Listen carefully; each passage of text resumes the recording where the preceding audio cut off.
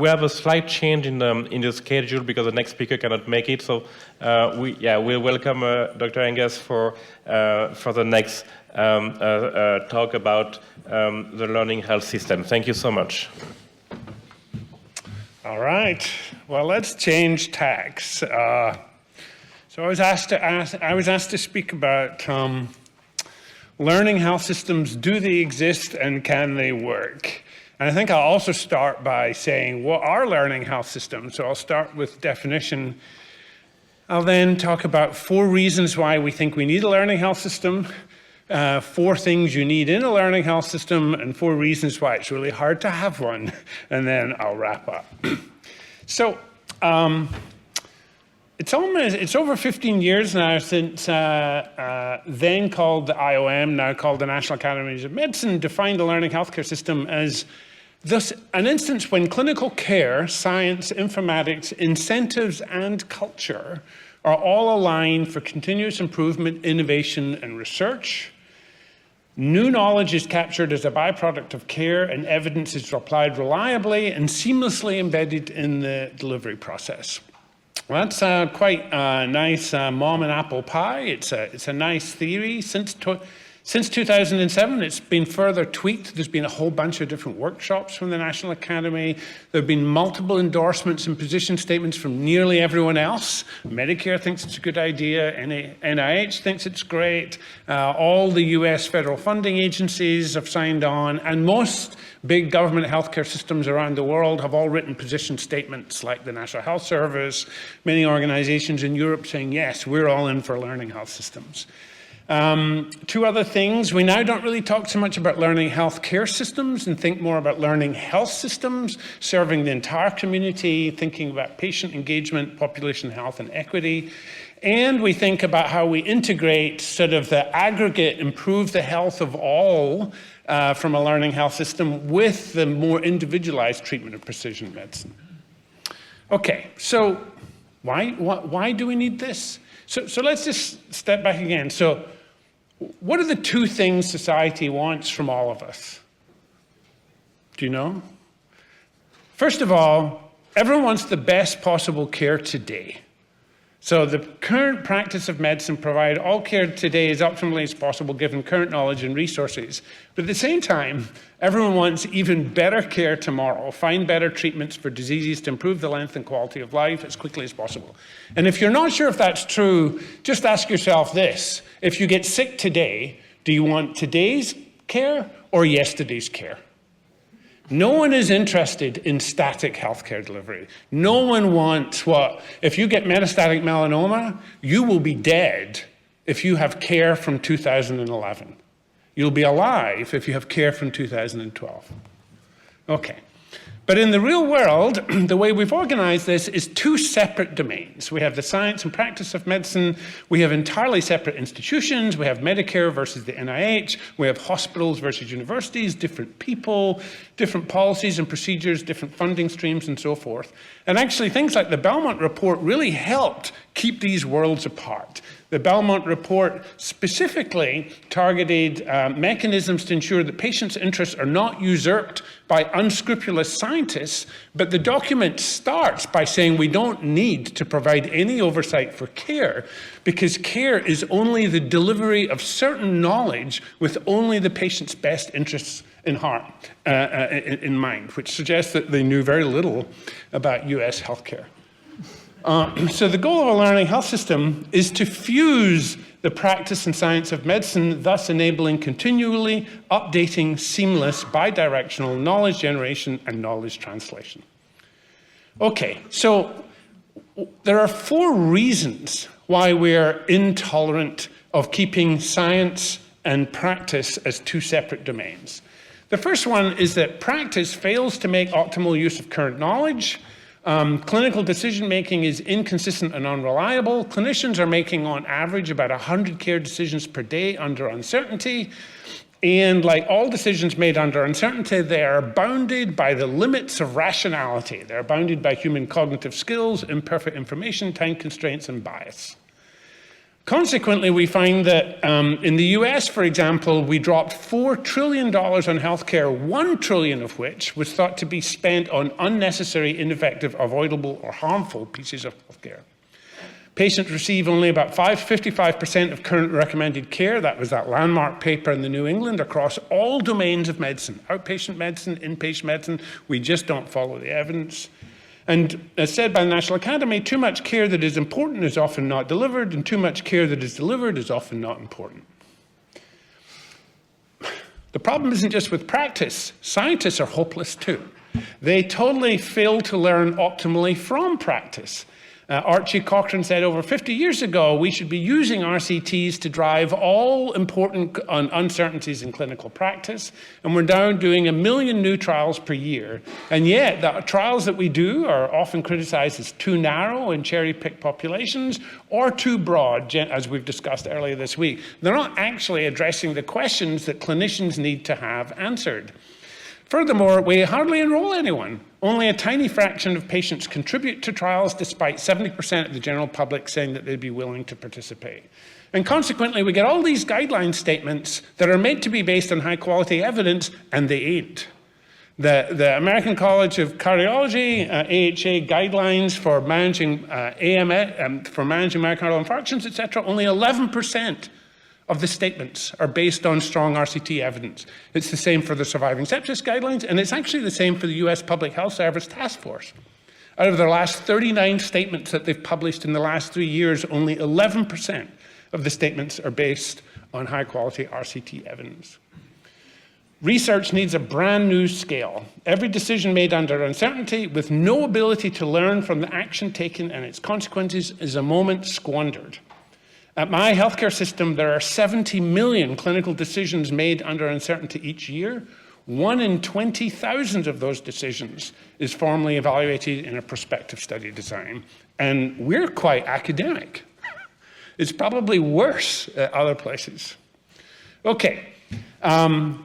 Not only is practice bad, not only is science bad, but the two together are bad. You all know this. Knowledge gets lost in translation. Everyone quotes it takes 17 years to translate findings into practice. Crossing the Valley of Death was a piece that ran in Nature when Declan Butler was interviewing the then director of the National Institute of Health. The director of the NIH said, I don't think we should even be called the NIH. We should be called the National Institute of Biomedical Research, because we're not actually funding science to improve health.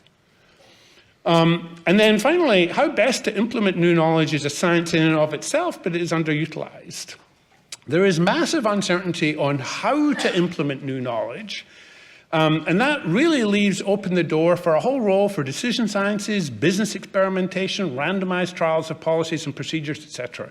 And yet we just don't do it. Here are 2 books from 2 authors who both got Nobel Prizes in economics, offering methods that we could be using. On the left, it's randomized trials of policies. Esther Duflo got the Nobel Prize for doing this in policies to alleviate poverty and starvation. And Daniel Kahneman got the Nobel Prize for helping launch nudges in behavioral economics.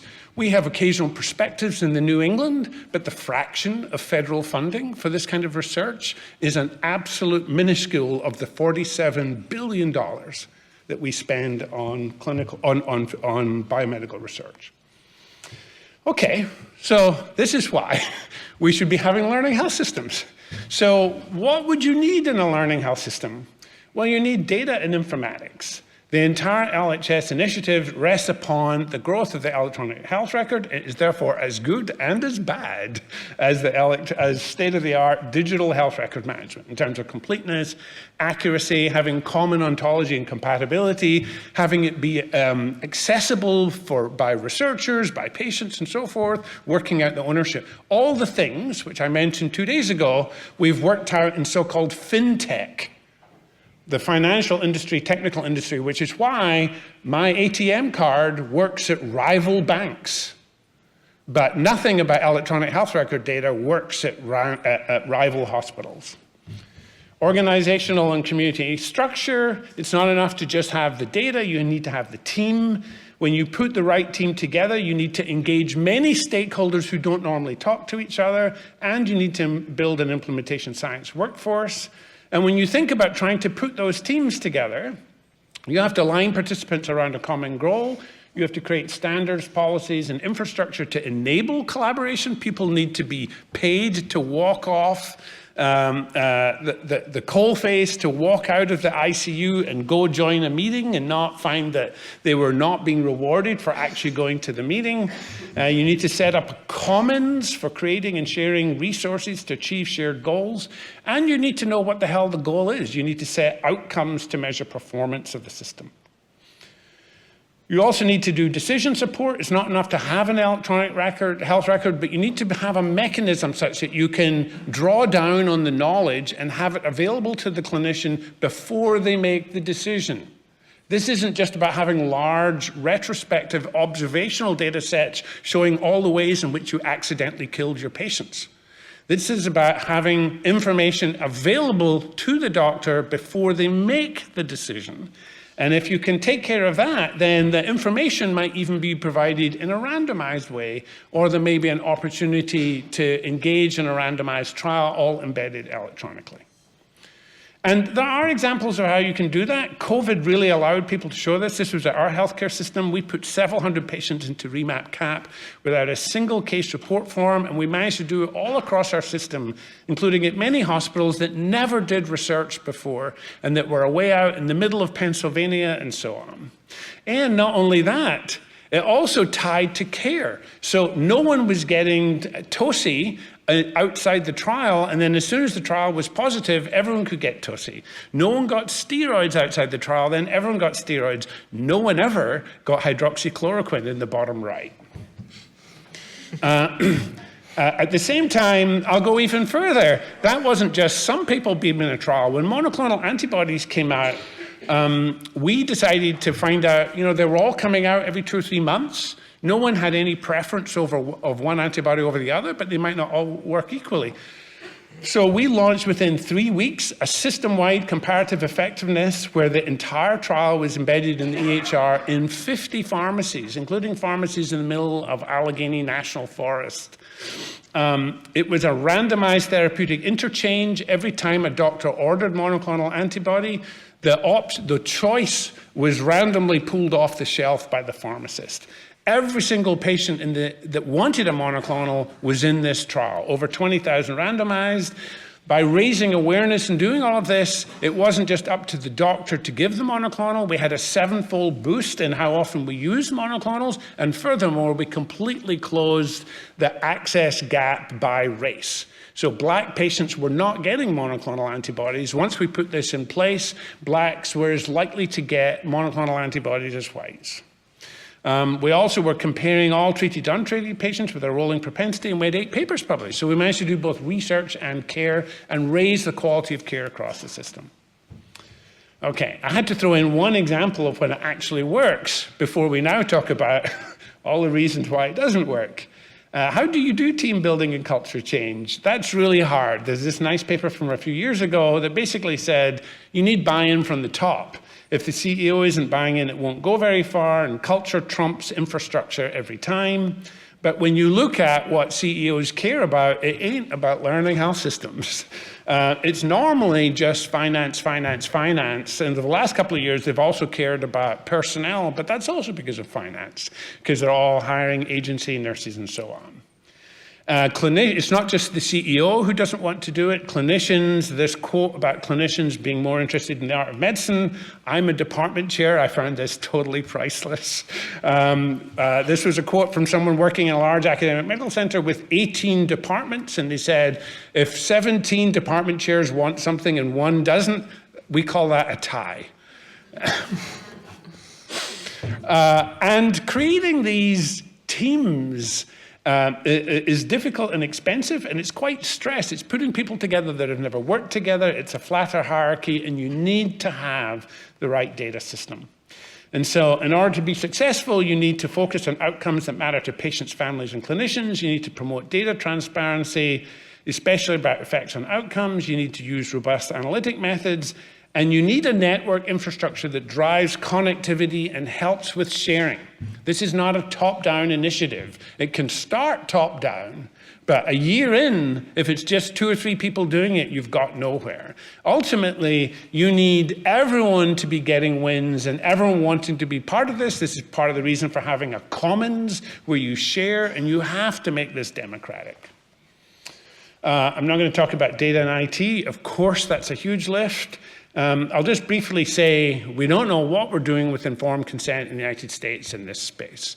It's much further ahead in the UK and elsewhere, MHRA. Multiple people have issued international guidelines on a much better streamlined oversight process, but the new common rule is no better than the original Belmont report. It's totally silent on meaningful choice for patients. It's totally silent on when risks exceed what you would expect in normal life, where normal life includes what would you get when you're clinically ill and so forth.